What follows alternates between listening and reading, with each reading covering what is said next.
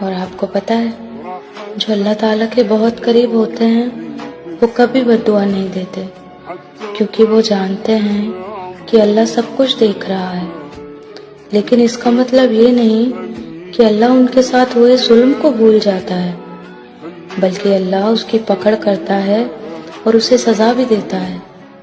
بس اس انسان کے صبر کر لینے کی دیر ہوتی ہے جس کا دل دکھا ہوتا ہے، اور پھر اللہ کا انصاف شروع ہوتا ہے۔